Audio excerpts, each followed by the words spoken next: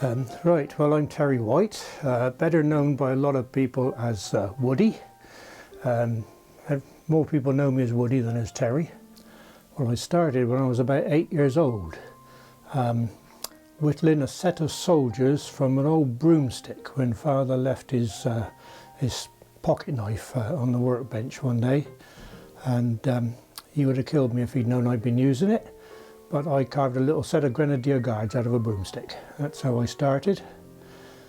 From there I went on doing all kinds of woodwork as a hobby as a child, going into marquetry when I was a teenager, carving when I was in my early 20s, and that's how it started. Let's start off by saying the only training I ever had was woodwork lessons at school. I've never had an apprenticeship or any kind of training since that, but I've always done woodwork. When I was about 25, 28, something like that, I started a woodworking club called the Woodway Society in Weston-super-Mare.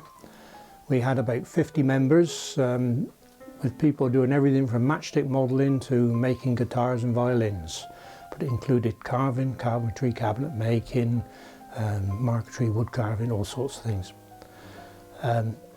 When we were running the club, we took a table in the craft tent at the very first steam rally at Bleedon Village near Weston.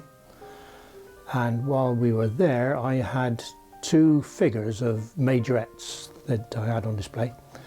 And that was seen by Peter Watts, who owned a Fairground organ, and he asked if I could carve a new front for the Fairground organ which he had just restored. It took me the next 3 years to do that, working day and night in the workshop.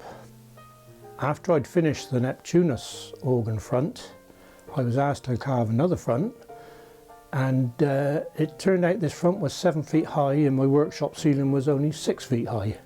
So I needed to find a place I could work with a higher ceiling, and luckily found an old barn, an old milking parlour on a farm at Bleedon, near where the first steam rally was. And I set up business there after leaving the building trade. That was at the age of 40. It was a sheer coincidence that I'd stopped at Pernhouse Farm to look for a workshop. The farmer there said to me, "Have you heard what we're doing?" And I said, "No, don't know anything about it." He said, "Well, we've just got permission to turn these old barns into working units."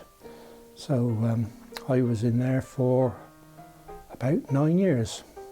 Fairground was not necessarily a particular passion to me. I just got led into it through Peter Watts. When other showmen had seen what I'd done for him, I started getting orders from a lot of the leading showmen, and well, over the 9 years we worked, I think we carved about 240 horses, about 60 odd figures for the organ fronts, and 5 or 6 complete organ fronts, plus doing component parts for the rides.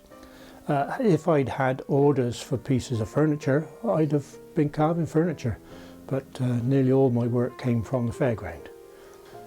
Arthur Anderson was originally a ship's wood carver working in Hotwells in the docks in Bristol, but when wooden ships ceased to be being built, they were going over to iron ships and steamers rather than wooden sailing ships. He was looking for other things to do, and at the time the Fairground world was building up. At the turn of the century, around 1900, little roundabouts were really quite plain, but by 1920s the roundabouts were becoming more and more elaborate, and when there were 15 or 20 big roundabouts at every big fair, it was the showman who had the most intricate carved figures and the brightest painting that got the patronage. So there was competition between the showmen to get more and more unique ornamental pieces. I think the wooden horses will always be better than the modern fiberglass, partly because they are fully repairable, they last a lot longer, and we have in fact carved wooden horses to replace fiberglass, in particular a set of 12 horses for Jimmy Graham up in Scotland, in Ayrshire. We've repaired quite a lot of old horses. We have to strip them apart completely, break all the joints and remake all the joints. You sometimes find names and dates inside these horses, but never found anything of any real interest. We made a few unicorns. One went to the owners of the bakery, big bakery locally. Another one went to a young lady up near London. But the most interesting one, I made a lovely one in polished white ash, and I had it almost finished and was working on it out in the sunshine outside the workshop when customers from Sydney, Australia walked into the yard, and he said, "That's mine, I'll have that one." I said, "Well, I'm carving it for myself, it's not for sale." He said, "I'll give you twice as much as you want for it." So he's now got it in Sydney, in Australia. We also carved for him a life-size figure turning a little street organ with an arm that turns the handle on the organ, and also an Australian Father Christmas. Rather different in Australia because they're very tall, slim figures wearing a silvery blue coat, and they pull a sleigh towed by 6 big kangaroo. Charles Martabano from New York, he wanted a full-size lion to stand in his office, so we carved a lion similar to one that was carved by Sir Naglario, one of the American carvers. That should have gone to his office, but while the office was being refurbished, it went into his lounge at home. And when the office was finished, the wife wouldn't part with the lion, and it's still there alongside his fireplace.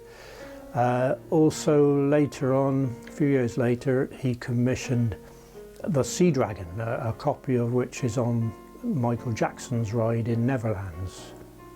I think one of the nicer commissions we got was from a company called Daisy and Tom, the children's superstores in the King's Road in London and in Manchester, in Deansgate. They commissioned 2 little roundabouts.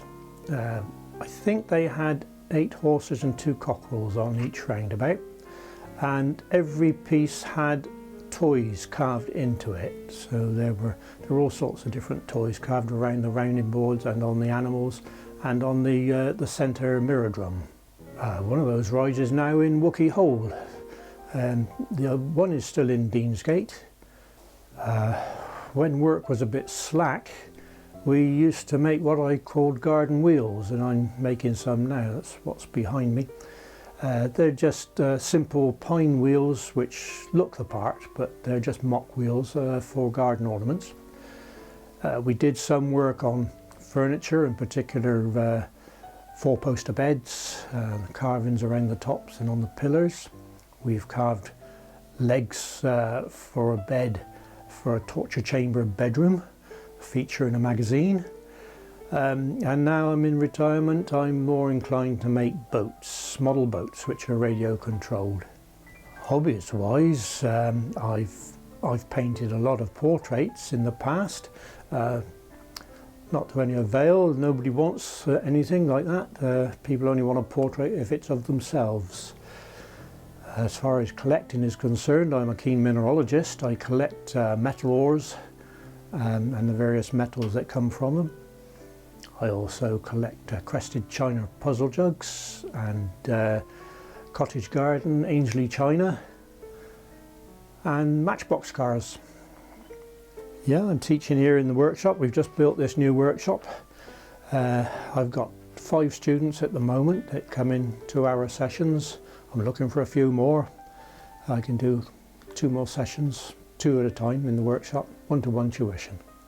Any kind of woodcraft, whether it's carving, marquetry, cabinet making, carpentry, anything at all they want to do.